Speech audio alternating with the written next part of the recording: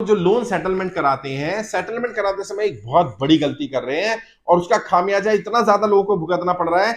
Bank वाले तो बताते नहीं, और जो एजेंट करवाते हैं आपको कि हम सेटल करा देंगे, सेटलमेंट कर लो, खासकर से क्रेडिट कार्ड का या पर्सनल लोन जिसमें सेटलमेंट स्कीम्स आती रहती हैं, उसमें व्यक्ति क्या करता है, कहां फंस जाता है, कौन सी बड़ी गलती कर रही है, किसके बारे में ध्यान रखना है, उसके बारे में मैं आज आपको जानकारी देना चाहता हूं। सबसे बड़ी गलती ये हो रही है कि जब हम सेटलमेंट के लिए बात करते हैं तो हमारा मान लीजिए आउटस्टैंडिंग था 2 लाख रुपए, हमने सेटलमेंट के लिए क्रेडिट कार्ड का आउटस्टैंडिंग 2 लाख रुपए था, सेटलमेंट के लिए बात हो गई 40,000 50,000 में, लगभग इतने पर हो जाती है आराम से, और कम में भी हो जाती है। कई जगह तो जब जैसे मार्च आने वाला है तो मार्च में तो 10 12 15% पे भी सेटलमेंट हो जाता है, लेकिन मानो आपका 20% पे हुआ, 40,000 रुपए पे आपका सेटलमेंट तय हो गया। अब आपको 40,000 रुपए कैसे भरने चाहिए? आप इस 40,000 की ले लेते हो 2 या 3 इंस्टॉलमेंट, बैंक देता है आराम से, बैंक खुशी खुशी देता है, आप भी खुश रहते हो, अच्छा बहुत बढ़िया हुआ, मैंने इंस्टॉलमेंट मांगी, बैंक ने मुझे इंस्टॉलमेंट दे दी। एक्चुअल में इंस्टॉलमेंट नहीं है, जाल है।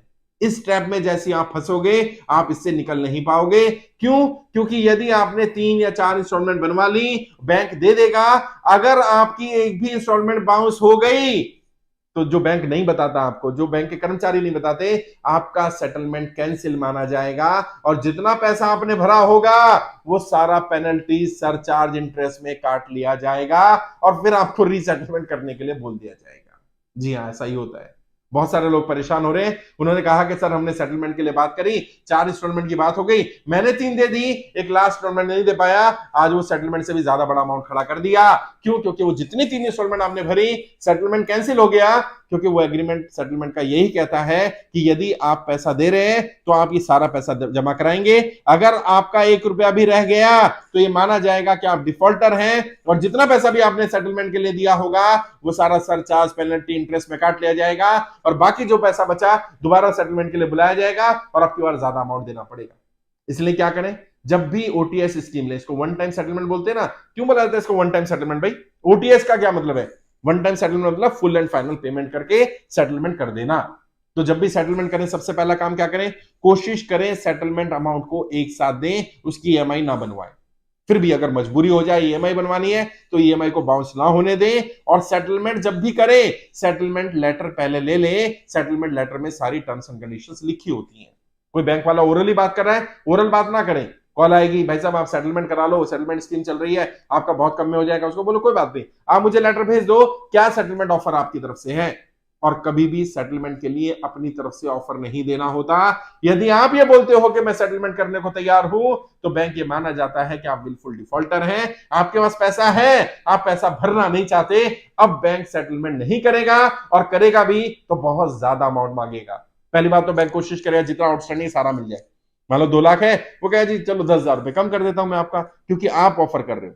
बैंक की तरफ से ऑफर आने दो, अपनी तरफ से ऑफर नहीं करनी। और जब सेटलमेंट स्कीम निकलती है बैंक की, पर्सनल लोन की, क्रेडिट कार्ड की, जितने भी अनसिक्योर्ड लोन होते हैं जनरली वो 25-30% पर सेटल हो जाते हैं, यानी 70-75% तक का भी डिस्काउंट मिल जाता है बैंक की तरफ से ऑफर आने पर। अपनी तरफ से अगर आप ऑफर का इंतजार करेंगे, ऑफर देंगे, इंतजार करेंगे तो ठीक है, अगर अपनी तरफ से ऑफर देंगे तो पूरी पूरी संभावना आपको पूरा अमाउंट भरना पड़ेगा या ज्यादा अमाउंट भरना पड़ेगा।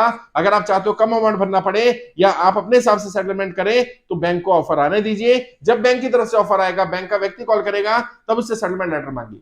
और जैसे मैंने बता दिया सेटलमेंट वन टाइम है क्योंकि इसका नाम ओटीएस है। ओटीएस की full form one time settlement.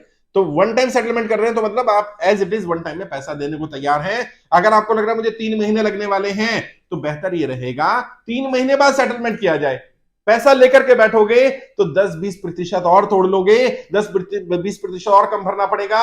यदि पैसा लेकर नहीं बैठोगे और इंस्टॉलमेंट बाउंस हो जाती है तो यकीन मानना आप कुचक्र में फंस जाओगे, आपको वो पैसा ज्यादा भरना पड़ेगा और जितना पैसा आपने इंस्टॉलमेंट के रूप में सेटलमेंट में भर दिया होगा वो सारा सरचार्ज, पेनल्टी और इंटरेस्ट में काट लिया जाएगा। इससे बचने की जरूरत है, सेटलमेंट करते समय इन सब चीजों को ध्यान रखने की जरूरत है।